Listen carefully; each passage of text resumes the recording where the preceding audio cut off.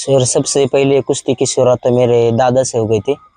दादा ऐसे कुश्ती खेलते मतलब दंगल खेलते थे नहीं क्या। मैट के ऊपर कभी उसने खेला नहीं। दंगल और अच्छे तगड़े पहलवान थे मतलब हमारे इधर लास्ट में कुश्ती लगती थी उनकी। उसके बाद मेरे पापा हुए, मेरे पापा भी अच्छे रेसलर थे लेकिन कभी मैट पे नहीं किया, वो अपने दंगल बिंगल करते थे।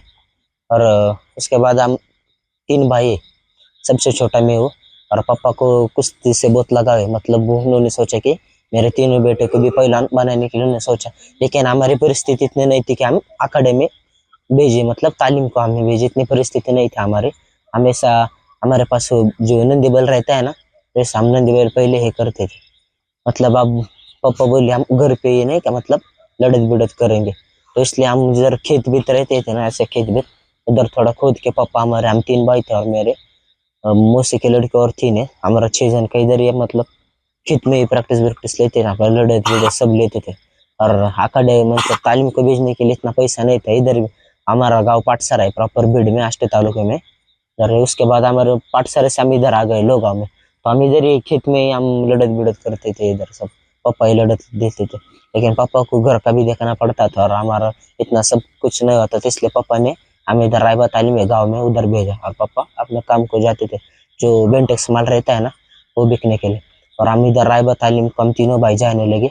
तो उधर सबसे पहले तो सदाराग पसरे बोल के हमारे जो पहले कोच थे, सदाराग पसरे और सोमनाथ मुझे बोल के, उन्होंने उनके पास पापा ने मुझे उधर छोड़ा मतलब वो हमारे पहले गुरु थे सदाराग पसरे बोल के। तो उन्होंने मुझको थोड़ा ट्रेन के अच्छे से मतलब मुझको सिखाया, उनके पुराने लोग जो थे प्रैक्टिस वैक्टिस सब उसने ली।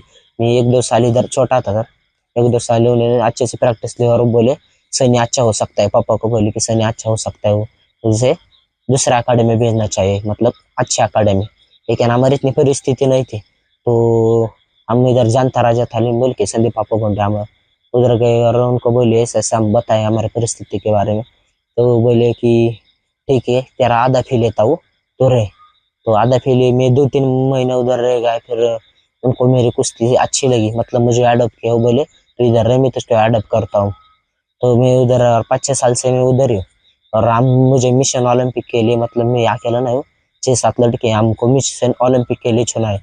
हमारा सब कुछ आप ही देखते हैं मतलब हमारे लिए सुबह 4 बजे उठ के वो बैठते हैं उधर कुर्जी लेके, हमारा देखते हैं बच्चे क्या कर रहे हैं, अपना रास्ता चढ़ना रनिंग सब वो ही लेते हैं मतलब डाइट बीट का सब जो होता है ना सब आप देखते थे। मतलब हम 5-6 जन है जो हमको दत्तक लिए आप देखते हैं। और मेरा कंपटीशन था इंटरनेशनल मतलब एक, उससे पहले मेरे आपा ने मुझे मतलब अच्छे से सिखाया कि कैसा करना चाहिए क्या करना चाहिए।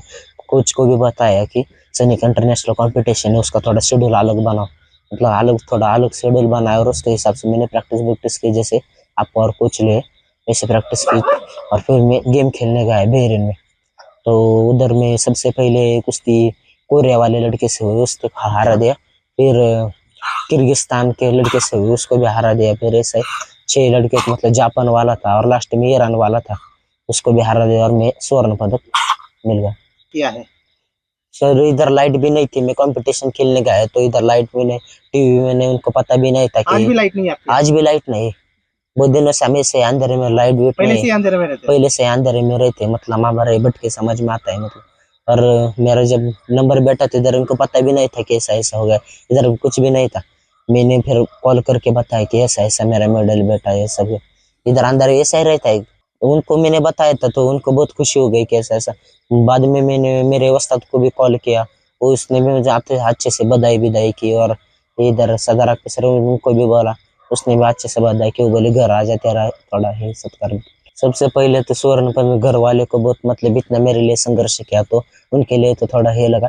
फिर बाद में जो संदीप पापा बोंडे मेरे बहुत मेरे ऊपर ध्यान देते, मतलब सुबह मेरे लिए 4 बजे उठ के वहाँ बैठते मेरे सामने, वो मतलब अच्छे से है कि उन्होंने इतना सब कुछ किया है मेरे लिए तो कुछ तो फल मिल गया है।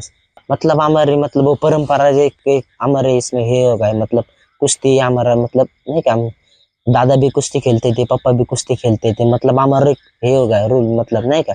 वो सब ताकत विकत ऐसा सब घर वाले वही करते हैं ऐसा, दादा की वजह से कुश्ती की शुरुआत हुई।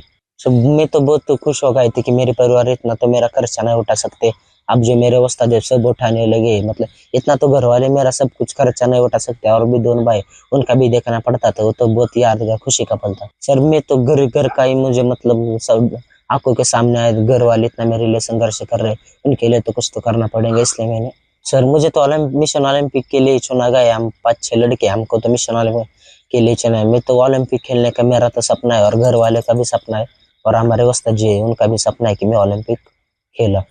कुछ नहीं, उसको सब मतलब अपने घर वाले को मतलब हार्ड वर्क करना चाहिए, कि घर वाले इतना हमारे लिए करते हैं, उनका भी थोड़ा सोचना चाहिए सर। उधर ही जनता राजा अकेडमी में तैयारी करने वाला हूँ ओलंपिक, मतलब वही तालीम और वही गुरुजी रहेंगे वही आपके? तालीम, और लास्ट तक वही गुरुजी और वही तालीम रहे, संदीप पापा गोंडे, उन्होंने मुझे यहाँ तक लाया, लास्ट में वही भी रहे।